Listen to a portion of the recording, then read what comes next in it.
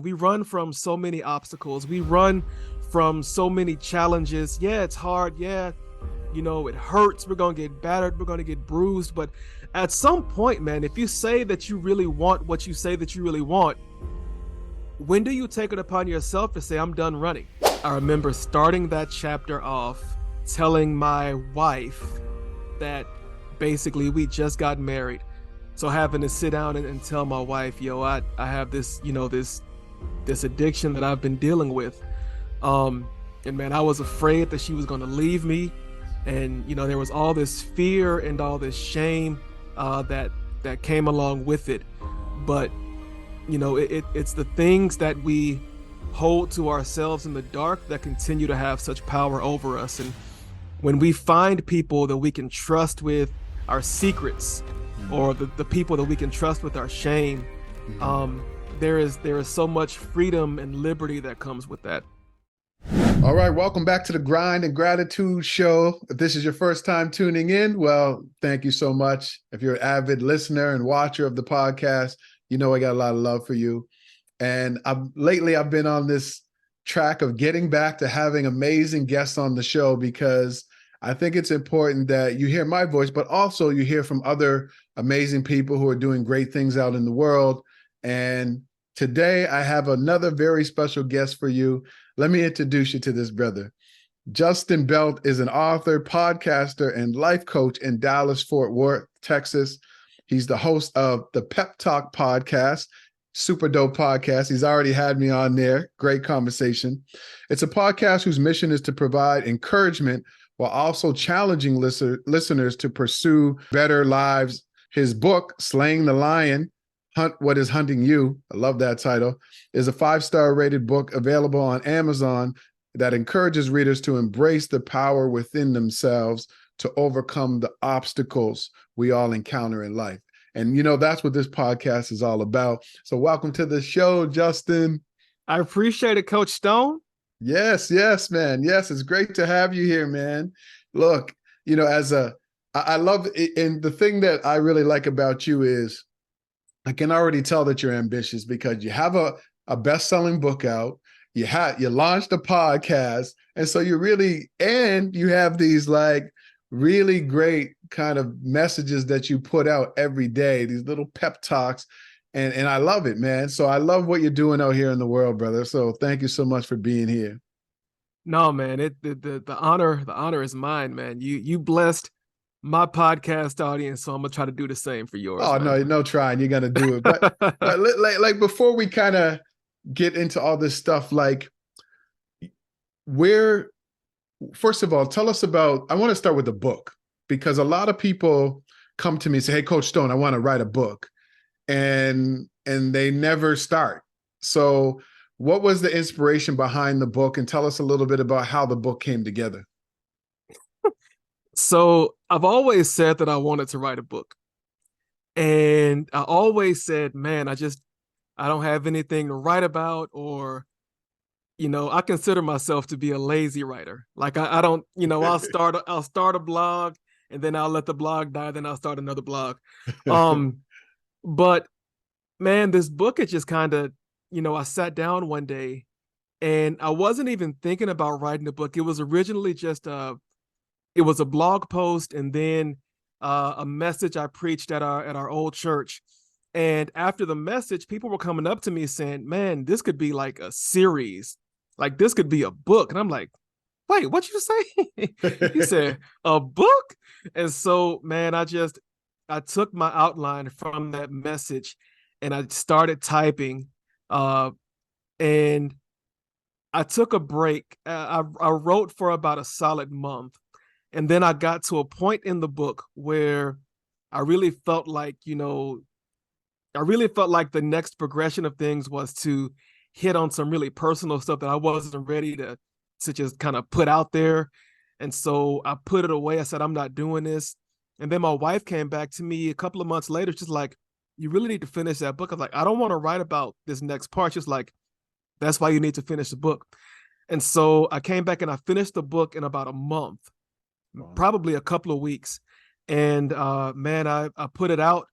I published the book. I hit publish on Amazon KDP the exact same day that the CDC came out and said the world is shutting down due to coronavirus. Wow. Wow. So I've never done a book signing. I've never done an in-person book talk. Um, I've just been, fortunate. Some people have read it. They've rated it 5 stars, and they've talked about how the benefit that it's been to their lives. So yeah, that's been. And Wow. I think that this whole idea, man, it's of slaying the lion.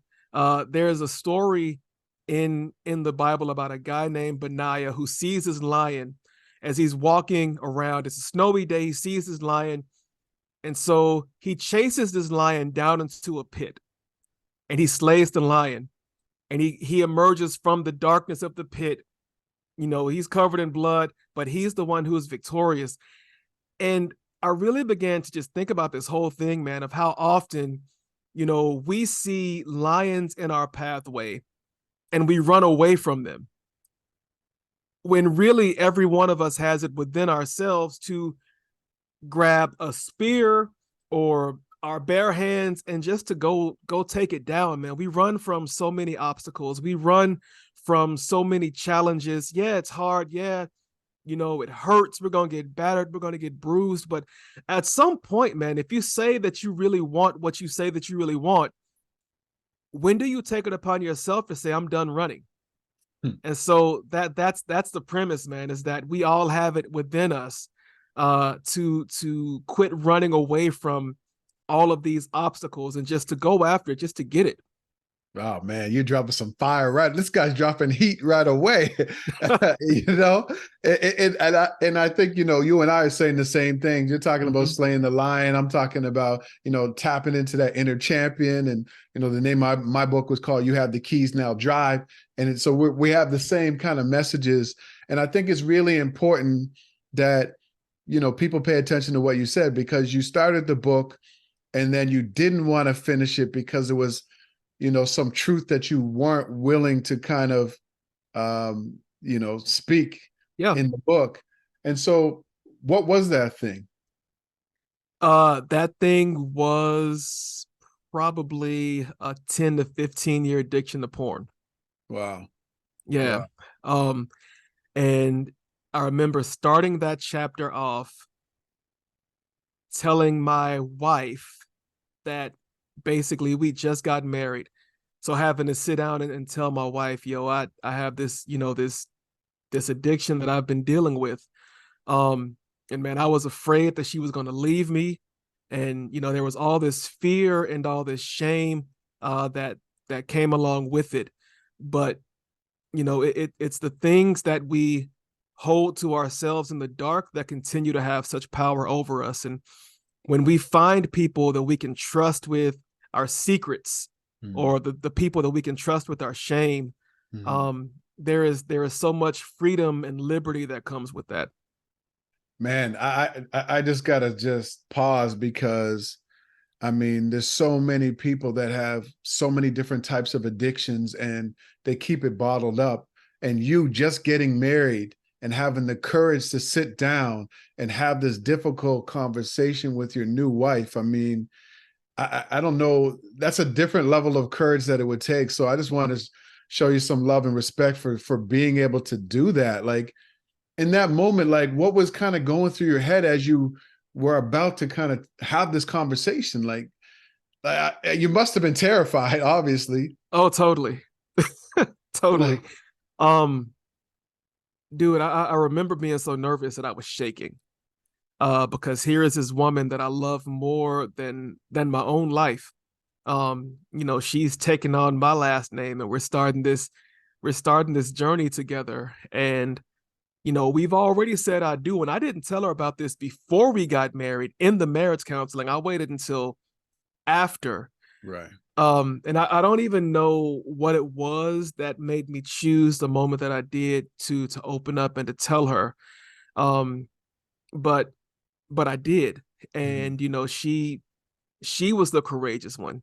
She walked with me through that process of, leaving that part of my life in the past and moving forward. And in everything that I do, I stress the importance of community, of having somebody. Like my last podcast episode, I talked about how important it is to have a workout partner. I was using a gym metaphor, Mhm. to spot the weight, to make sure that you can lift it Mhm. properly, but not lift it for you. Um, and in that moment, and we've been married 20 years now, and she's proven this over and over again, that she is community for me. She's my spot. She's my workout partner. Mhm. uh and just knowing that she was there to hold me accountable, also to do those check-ins, how's your head, how's your heart, how are your eyes, Mhm. all of those different things have made just an enormous difference in my life. Well, you sound like you have a phenomenal wife, as do I. Yeah, man. We You know, marry up. brother, Barry, I'm heavy, man. But I think it's really. I want people to catch what you just said, because a lot of people are looking for community. They're looking for connection. They're Hmm. looking to feel a part of something, and sometimes they're searching outside of their own circle. And I love the way that you said that your wife, it was community. And I think a lot of people need to understand that, because when you think of community, often people are thinking this massive 100, 200, 300 people, I'm a part of this thing. But community can just be one person. Hmm. It can be just one person that you trust, that loves you, that holds you accountable, and vice versa. So I think that's really important, because I feel like a lot of people are searching, and sometimes they don't realize that if I just opened up to my partner, to my friend, to my sibling, to a parent, a auntie, a cousin, that I might actually get the help or the encouragement or the accountability that I need. And I just Yeah. I just want to kind of touch on that, because I thought that was really important what you said there. Can I want to interject just real quick though, because I'm the kind of person, I'm an introvert naturally. Mhm. Um, I'm becoming more ambivert-ish as I'm getting older. Um, but I'm the dude that in a crowd full of people where community is supposed to be the thing, I'm the guy that still feels very much alone. Mm. Um, and one of the things that I've had to come to grips with over and over again in my life is that for me to accept community from somebody else, I often have to have a I often have to have a moment with myself where I'm honest with me about what's happening with me. Mhm. Because if I'm not willing to confront myself, how am I really going to trust somebody else with this thing that I'm dealing with? And so, you know, I'm a huge proponent of accountability, yes, but for me, it starts with being accountable to me, Mm. because I have to see the need within myself before I can let somebody else know, hey, I need some help with this. I've got to acknowledge that I got issues. Mm. Yeah. Yeah, I just had a friend of mine on, Paul Duke. He's known as the grammar detective, and he's an extreme introvert. And he was saying, it takes him a lot just to even go visit one of his best friend. It takes him like Mm, hours to prepare. And so I think it's really interesting that you said that, because we really need to look into ourselves. And I find, me as being an extroverted person and being around other introverts and extroverts, I think a lot of people run from that inner conversation. yeah, They're track stars. It's like they know that they need to sit down and give themselves what I call a reality check. Like, you need yeah, to really check yourself. And they run from it, and they keep busy, and they never really there's always people around. They're always busy, and they never pause and take that time for themselves. And I think that's important for all of us to do, right? We need to give ourselves these reality checks. mm-hmm, And yeah. I want to go back to what you were saying. So how did you kind of move through your addiction? Because I know right now some people are listening, and they maybe have some form of addiction, and they're probably wondering, like, how did you do it? How did you move through this? Ugh. It was lots of prayer, Okay. um, but also, and even to this day, there are fellas in my life who know, uh, that I struggled with, that I have struggled in the past with pornography. And so I have given them permission to ask me at any given moment. My wife knows she can grab my phone at any given moment. Um, I've learned that the more I talk about it, the less power it has over me. And so, putting it in the book, that was my family's first time. Like, people who Wow. knew Justin and thought Justin was like this perfect angel, never even scuffed the toes of his white shoes. I'm putting it out there really for the world's consumption. And Yeah. I was afraid of what people were going to think of me. I you never know how people are going to receive it. However, I also knew that I wanted my sons to be able to pick this up and to see dad has struggled with stuff, but he didn't let that stop him from continually trying to get better. Mm. Um, because we're all going to struggle. Yeah. And, I'm not about that, in my parenting, in my coaching, no matter what. I never want to present the facade that I have it all together. That's why on the podcast, when I talk about stuff, I'm like, I'm dealing with this too. That's why I'm talking about it. I'm talking Yeah. about it as much for me as Yeah. I'm talking about it for you. Or when I speak to people, I'm like, I deal with this. That's why I want to talk about it, because when I talk about it, it lessens the impact of it in my life, but it also frees you to free yourself from this same thing as well. So for me, it's just been being willing to be highly, highly accountable to people, to give them access to my life that sometimes feels invasive, but it's necessary because I know my triggers, Yeah. right? And so because I know my triggers, having other people there who also know my triggers, oh Jay, you're getting quiet, man. You're withdrawing, man. What's going Mm. on? Um, those are the things that really, really helped me over the years.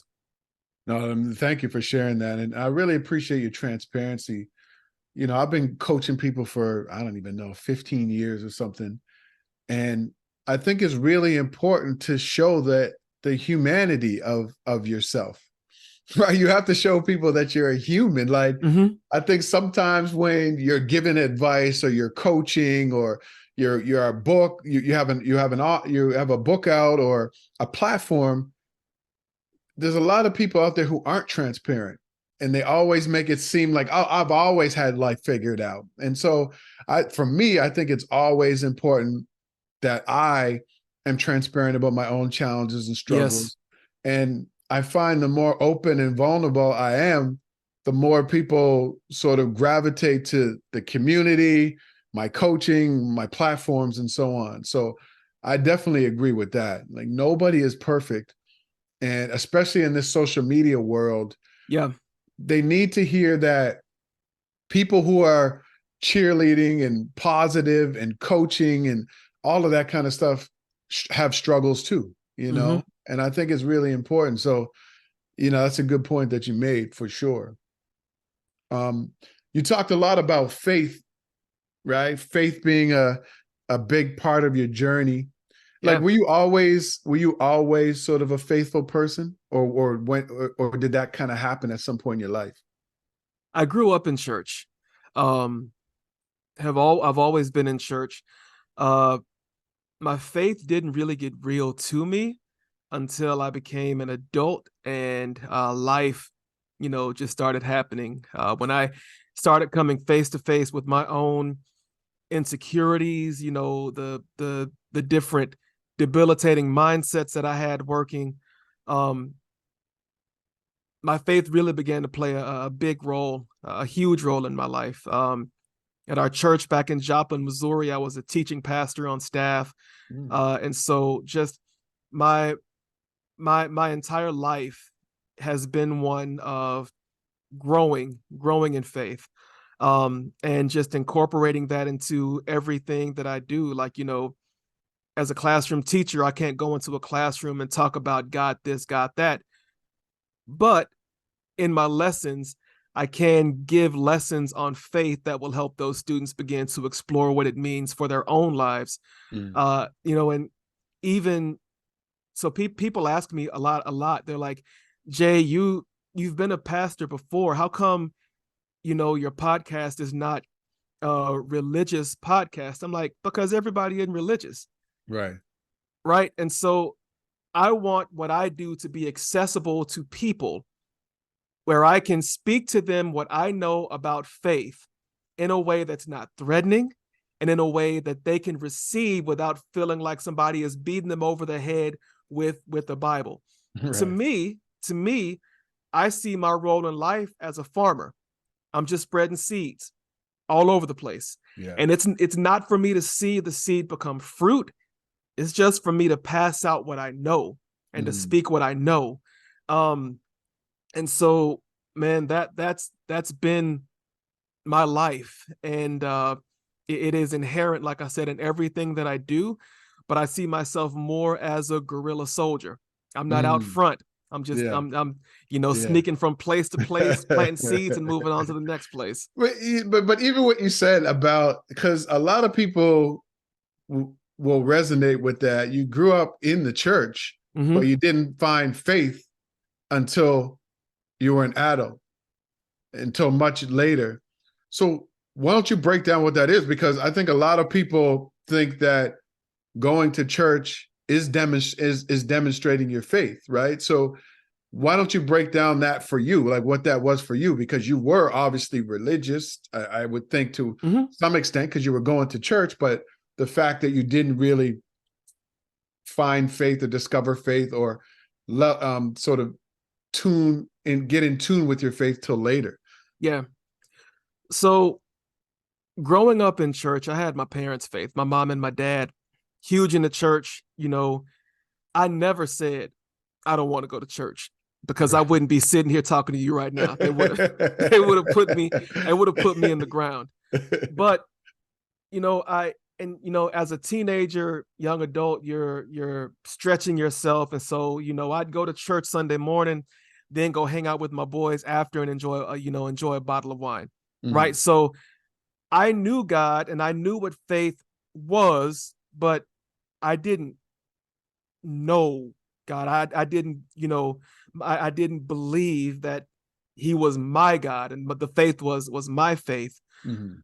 Um, and I think really admitting to my wife, admitting to myself and admitting to my wife that I did have an addiction to porn. That was one of the first times in my life where I took the steering wheel of my life and said, God, I can't do this without you. Mhm. Mhm. Um, and I know that there are people out there listening who may not believe in God or may not believe in anything, or whatever they believe. For me, it's the fact that in the midst of a turbulent time in my life, or in the midst of several turbulent times in my life, it's been me being able to sit down and to pray and Mhm. to feel a peace, no matter how chaotic life is. I mean, we've been through chaotic times in our household and in our finances, and in this whole thing of my wife leaving teaching and going back to school to become a chiropractor, and living off of one salary that is Mhm. of a teacher while Mhm. she was in school. Faith was all that we had to rely on. Yeah. When the money was tight and when you don't know where the next meal is going to come from, you need to have something. Oh, you 100%. you you you you yeah, you've got to have something on the inside of you that is able to help you to continue to power and to walk through what it is when life is life. Mm. And all of those things have helped to shape what my faith is to me today, and what it's going to be in the future. Like, even making the decision to become a life coach. Mm. um Man, I had gotten to the point in teaching where I was like, man, I'm not going to make it another day. And so, Really? Why? Why? yes, Why? Why? What got you to that point?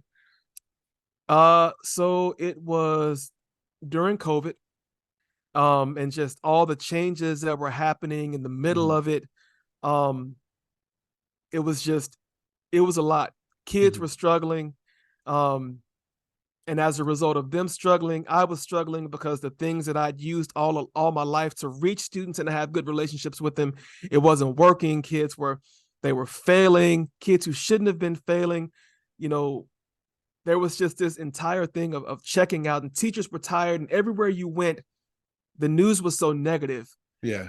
And I was like, and at that point, I'd been teaching for about 7, 8 years, and I said, I can't keep doing this. I need something else. Right. And so I couldn't figure out what that was for the life of me. And Mhm. so I hired a coach. Okay. I hired a coach. Good. And that coach, he I think he unlocked a key piece of me that I'd always overlooked. Mm. So I always thought that my gift of encouraging others was nothing. Like I just thought that I was just the guy that always has something nice to say to people. Right. I didn't see any inherent value in it or whatever. But it was my coach who helped me see that my encouragement was God's way of loving people through me. Um, and so I remember in our last couple of our last sessions, because we worked together for 3 months, and he ended it because he said, "You will stay here with me talking about what might be next for months and for years if I let it. But if you're going to be a coach, you need to get out and you need to start coaching. So Yeah. we're not going to do this That's anymore. true. That's true. You're just going to get out there and you're going to figure it out." Um, and I've been figuring it out ever since. Just figuring it out. I love that. I love the fact that first of all, your coach said that because a lot of coaches wouldn't. They keep coaching you, getting the money. Yeah. But I also like the fact that you listen because I think sometimes we seek out information and knowledge and we just become these absorbers of information, but we don't put anything into practice. Like I know so many people that keep asking me the same questions for the last 3, 4, 5, 6 years, and they already know the answer, but they Right. won't put it into practice, right? And so the fact that you made the leap, decided to become a coach, I think, that is you demonstrating that you're listening to God or whoever's kind of suggesting, whoever sees something inside of you. And I think that's really important because sometimes people come to us and they keep telling us, Mm-hmm. I see this in you. And like you said, it just seems so natural that we brush it off. But that thing that comes natural to you is what other people need from you. Come on. They need it. Yeah. They're waiting for it. And you sitting back saying, I'm not ready. I'm afraid. What if it doesn't work out? Well, what if it does? Yep. Right. And like you said, you're figuring out the coaching thing. But in figuring it out, you're serving other people. Right. Right. So talk about like what is coaching to you? Like why is this the way? Why is this the thing that you chose to do at this time? I know your coach recommended it to you, but why now? Because because I look at people and I see how great they can be. And man, I just, to me, there is nothing worse than looking back over your life and seeing everything that you could have done Mm. and every person that you could have been over the course of your life, but you were just too afraid to do it. Man, I've had to borrow confidence when I didn't have it. Yeah. I want to be that bank of confidence for people to say, it's okay if you don't believe in yourself when you step out. I believe in you. Mm. I'm going to help you map this out. We're going to get clarity. We're going to work on discovering your purpose. And then I'm going to watch you fly. Because Mm. there's literally, when I coach people, I'm telling them there is no other option for you than to fly.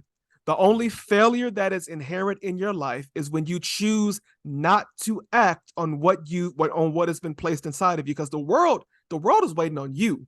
You have something that they need, and if you keep it to yourself, that's failure.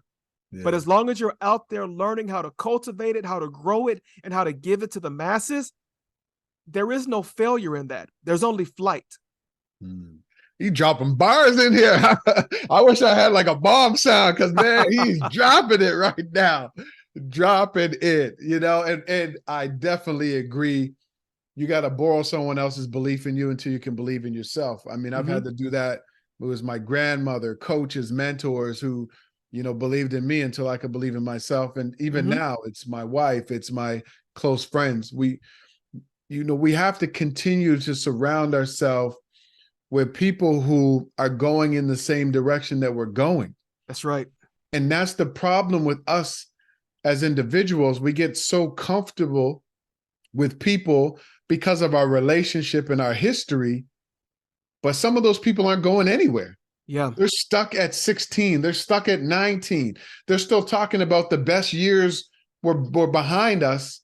And people like you and I and other people that we know are going places. They're like, okay, yes, I'm happy with the life that I'm living, or, we took that amazing vacation, or I launched that book and it was great. But what's next? How am I going to serve more? How am I going to level up more? And so it's really important that you surround yourself with people like that, so that when you do have that goal and you take a little bit of action, you fall back and you fall off track, you can borrow that person's belief and get back on track. Yeah. And I think, so many people don't have that, and they don't seek it out. There's so many communities, like you're a coach, I'm a coach. There's online communities. There's so many places to connect with people who are going in the same direction. So like, what would you say to somebody right now who says, look, you guys are great. You guys have great networks and great support systems, but I don't. What would you say to that person right now listening? So to that person, I would say we didn't start out with great support systems. At some point, it was just me and the person in the mirror coaching myself, giving myself that motivational speech, right? I mean, you have to start somewhere. You have to be able to first trust yourself, but then you've got to find people that you can trust with your gift. You've got to find people that you can trust with that thing that's special inside of you, because it's not going to grow in a vacuum. And the more that you use it, man, it's like you are, pouring Miracle Grow on a plant. The more that you use it, you're pouring more and more on there. The more people that you serve and you help, you're pouring more and more of that Miracle Grow on there, until soon you're bearing fruit. Right. And you're looking at yourself and you're wondering, whoa, who is this? Yeah. Who is this guy? Like 3 years ago, he couldn't give a speech to himself in the mirror, and he wouldn't even clap, he'd boo himself. But now he's on stage giving a speech to thousands of people, or he's opening a coaching practice. And I also want to address one thing that I hear so much, and I dealt with this a lot, is that the market is saturated, not just with coaches, but with everything. Yeah. Man, there are over 8 billion people on the face of the earth. There is an audience and a community who needs what you have. You just got to find them. Yeah, it's so true. It's so true. I remember when I first started jumping out into the speaking world, and I was comparing myself. Well, I'm not Tony Robbins. I'm not Les Brown, Lisa Nichols. I'm not any of these people. And I kind of had to understand that, and that's a good thing. Like, right. Who wants to be nobody wants me to be another one of them. They want me to be me. That's it. Nobody is looking. There's only people looking for one Les Brown, one Tony Robbins, one Eric the hip hop preacher. Nobody wants two of them. That's right. So I think you're right. Like, you got to own the gifts that you have. You don't have to speak like someone else. You don't have to do it like someone else. You don't have to be like them. You don't have to write like them. You don't have to talk like them. You don't have to move in the world like them. And that's a good thing. You're Right. supposed to be unique. You're supposed to be different. And you're supposed to do it your way. Because when you do it your way, there's something about being authentic. I realized when I used to try to stand on stage and be like other people and talk like them, it just didn't feel good to me. I felt Hmm. like I was faking. I felt like a fraud. And I remember just getting out there, just being me. And that's when people started reacting more to me. They were like, oh, he's real. He's sharing his real ups and downs. He's speaking the way he speaks. And I think that's really important for anybody listening. You don't have to be another version of anybody else. Just be a heightened version of yourself. Hmm. Start where you are. And I like that you started where you are with your book, with your coaching, with the podcast. Like you just started where you are. And how did you decide to do the podcast? Because you already had the book, you were teaching, you're doing some coaching. Like, why would you decide to throw a podcast in the mix? So this is not my first podcast. Um, about 4.5 years ago, I had a podcast called the Ycast. Mm-hmm. And the entire premise of the Ycast was I wanted to explore the question of what's your why. Mm. And not just that, but I wanted to talk to people about their why and how they are leveraging it to affect positive change in their community, in their job, wherever they are. Right. It's not about why, it's about what you're doing with that why. And so I had conversations with people. It only went about 8 episodes, and then we moved to Texas, and I just never got back around to it. And I missed it. Mm. Like I missed it so much. And so, What did you miss about it though? man, I just and see, like here's the crazy thing. My first podcast, people really didn't listen to it. Yeah. It was just fun talking to people, Mm-hmm. learning more about them, getting their stories, because I'm a big proponent of stories. Stories are important. Yeah. And I just I felt like my best self when I was podcasting. Mm. Like I felt like I was able to express my heart. I was able to connect with people. And so, yeah, I missed it. I missed it a lot. And so, probably in the fall of last year, I decided to kind of switch my content up and start doing uh, daily pep with Coach Jay Mm. on Instagram and TikTok. And it was out of that, honestly, that the idea for the Pep Talk podcast came. Uh, and so, January 5th is when I published my first episode. And I took a short break in the summer, but we're up to roughly 43 episodes now where, Wow. Congratulations, man. thank you. It's just, this is, I think this is one of the ways that I contribute to my community, because I am all about motivation, inspiration, and encouragement. Those are my core values. Everything Mm. that I do lines up with those things. And I just think that podcasting is a way for me to continue to do that to people who I may never meet. Yeah. Somebody may never be a coaching client. Somebody may never read my book, but maybe they run across my podcast on Apple or Spotify and they're like, oh, or on YouTube, they see me like, oh, who is this? Who is this dude? Yeah. And they can walk away with some nugget at the start of the week that's going to help them, stay peppy for the rest of their week, despite what comes at them. And that's it, man. You don't know. We're all farmers. We're all planting seeds, and we can all choose the type of seeds that we want to plant. Yeah. What type of messages do you want to put out on your social media? What type of conversations do you want to have with your family and friends? Right?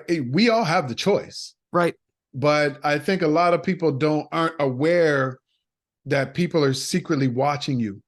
Your own family, your own friends, your own followers sometimes may never say anything, Mm-hmm. but they're watching the content. They're watching how you move. They're watching how you communicate. They're watching how you bounce back from setbacks. People are watching, like they're watching. And, sometimes I'll connect with somebody I went to high school with that I haven't spoken to for like 7, 8 years. They'd be like, man, I've been rocking with your podcast. Or, yo, I bought a copy of your book. And I'm like, when? Oh, like 4 or 5, 6 years ago. Right? Well, what did you think? Oh man, I've been working the book and yeah, I'm back in the gym now. Like it's crazy. Like, and I get random messages from people I know and don't know. And sometimes it's not even the big message. Sometimes it's just, yeah, I caught that message where you said you didn't want to do the podcast episode because you were burnt out and you did it anyway. Yeah. And so that inspired me to keep going. So you're right, man. Like you choose the type of messages you want to put out. And Yeah.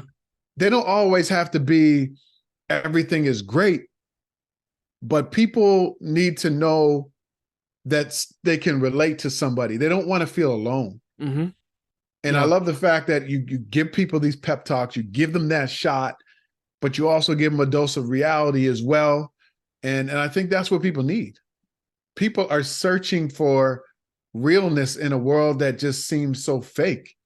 Everything seems staged. You look at social media, this is set up perfectly. You even listen to some people's podcasts, it's like it's perfectly laid out with no interruptions, no buts or no ands or no ahs. And it's like everything seems perfect. And so people want to see some things messy and you moving through it and bouncing back. I think it's so important, man. Yeah. And so I don't know what you think about that. That's how I feel. No. I totally. I rock with that.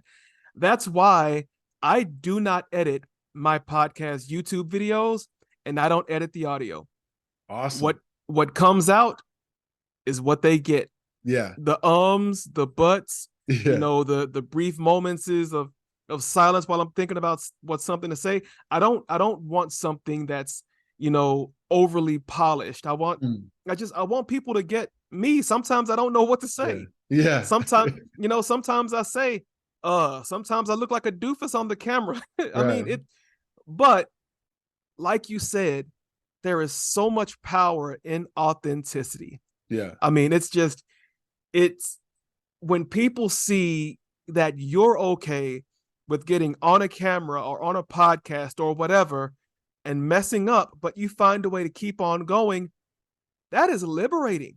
Yeah. Because I promise you, somebody's going to listen to this episode right here and they're not going to want to do that thing that they don't think that they've been getting traction in doing.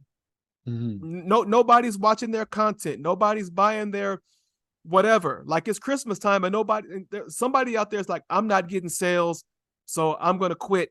I'm going to quit this business. I'm going to, I'm going to quit selling this service, whatever. However,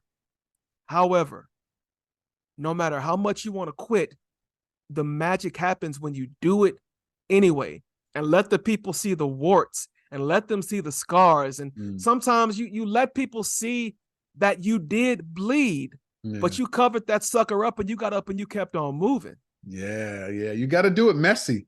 And the thing that we're saying is, we're saying it's okay to be unpolished. However, that being said, the more that you do something, you're going to be more polished, right? Right. Practice doesn't make perfect. Practice makes better. Practice makes, polished. And so as you start, people can go back and I think we're at 169 episodes of the podcast or something. Woo. Go back and listen to episode 1. I'm sure I was all over the place, right?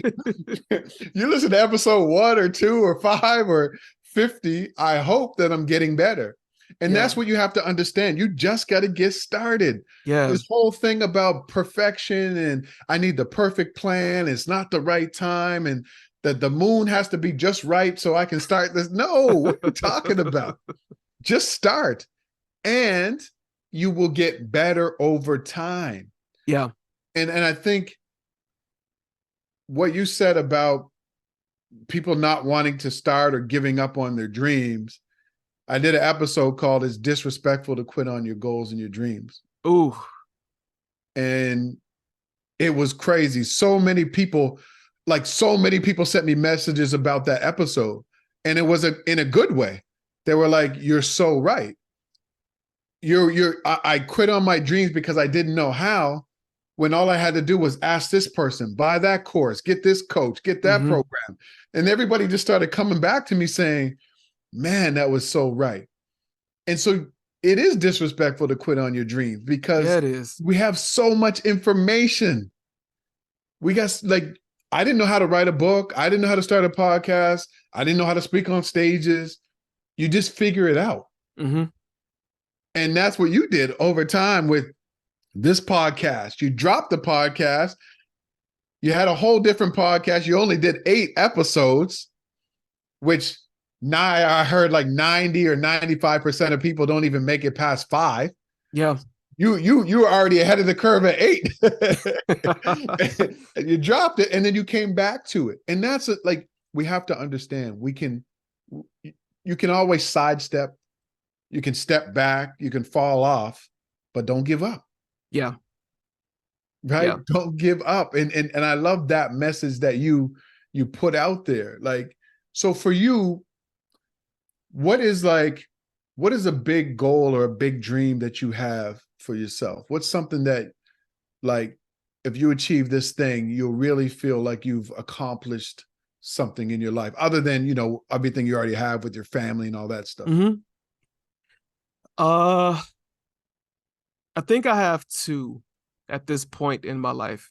Actually 3, but I'll focus on 2 right now. I want to get into the speaking space and become an in-demand keynote speaker. And I want to have a top ranked podcast on the Apple charts. I love it, man. I Yeah. love it. Those are two amazing goals, and both attainable, obviously, with hard work and doing research and all that kind of stuff. Mm-hmm. And I can definitely see both of those things happening for you, man. Because the thing that people have to understand is you don't have to be the best at something. You just have to outwork other people. Yeah. You just need a work ethic. The people who are the best in their field, probably it wasn't a natural talent. They just outworked everybody. Yeah. So if you want to be an international speaker and you want your podcast to get to the top of the charts, it's just your work ethic. It's just connecting with the right people to show you how to put your podcast together in a certain way or reach more people, how to speak. And so I love it, man. I think those are really 2 big, lofty goals. And for me, I think all of us should be focusing on how we can make more impact, income, and influence. Mm-hmm.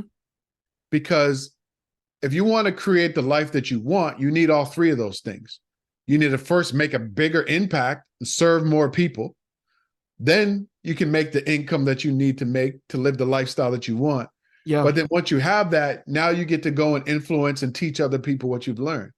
So I think a lot of people want those 3 things. They just don't know it and they don't know how to get it.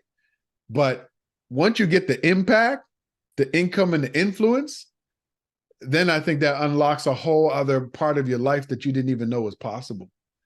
No, I agree with that. I totally agree. The influence part is a really big motivator for me. On my podcast, one of the things that I've started saying over the last few episodes is that a rising tide lifts all ships.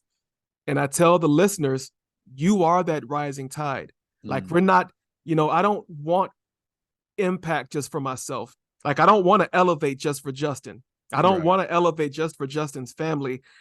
I want to be that dude that when I make it, we all make it. Yeah. And I'm opening doors for everybody. Yeah. Like, you want to know the sauce? Come on through the door. Come on, I got you. We're gonna make it together. That influence piece, man. And I just think, if we're only trying to make it so that we can make it, we're missing out. Yeah, it's pointless, man. And we're all building a legacy. I did this talk like 5 or 6 years ago to a bunch of finance professionals and tech people. And it was called "You're Living Your Legacy." And I said, a lot of you are waiting till you get to a certain dollar amount or a certain place in your business or a certain job title before you start actually thinking about your impact on other people. And I said, sorry to let you know, that's already started. Come on. How you treat your family, how you treat the person that you at Starbucks when you're buying your coffee. I said, all of that, that's how you're building your legacy right now. And honestly, man, there was people in there that were tearing up. And afterwards, people walked up to me. There's about 4 or 5 people, and 2 or 3 of them were crying. And I said, what's going on? And one man was like, I just haven't been treating my family well. All I've been doing is chasing money. I'm never home. I'm missing my kids grow up. Like, it just hit me when you said that. And so we're thinking about influence and impact as a destination when it's every single day. Yeah. You know what I mean? Like it's right now, like your kids, your partner, the people at work, the person that you interact with at the grocery store, Starbucks, or the gas station. Like, that is your legacy. Yeah. You know, asking somebody how they're doing and they're like, not fine, I'm not doing good. And you just walk off. Like, that's your legacy. They're going to remember you're just another person, as opposed to, wait a minute, tell me what's really going on. So, you know, I think I love that part that you're talking about impact and influence, because it's every day. Yeah.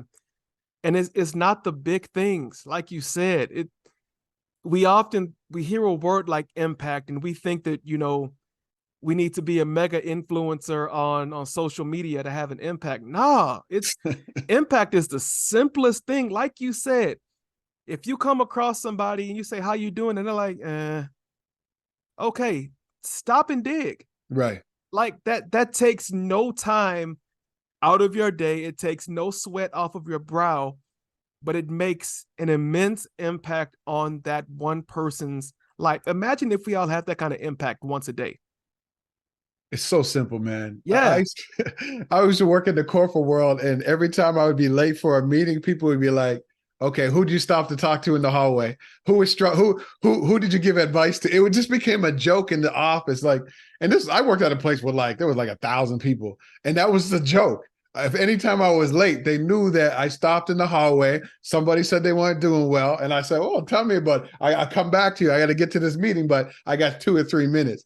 And it was a joke. It was just a joke, but it was a real thing, and that's how I am in real life. Like, you know, people just it takes nothing.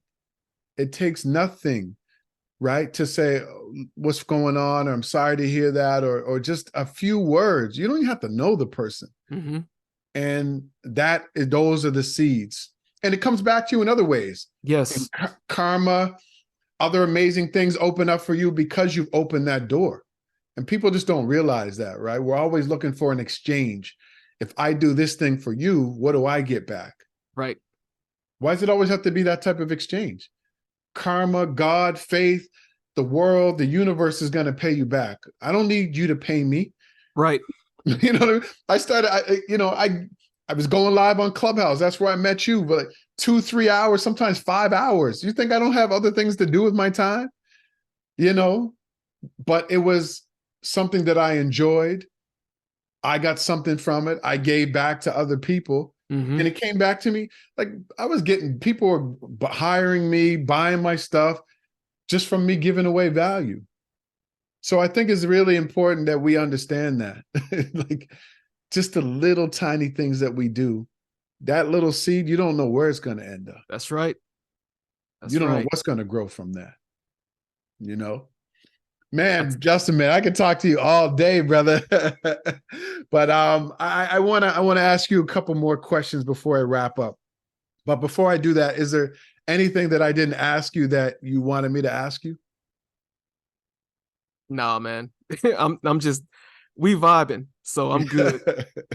Okay, I got 2 more questions that I ask everybody who comes on the show. The first one is, what does grind mean to you? Okay. So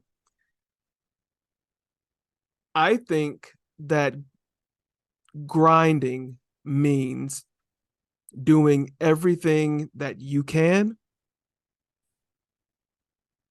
to be the best at that thing that you're passionate about. Now, I resist grind culture because I think that wears people out. And I do believe that there has to be balance.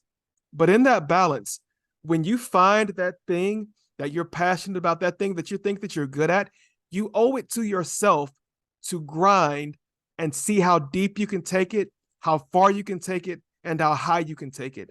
And that doesn't mean that you're on that thing all day, every day.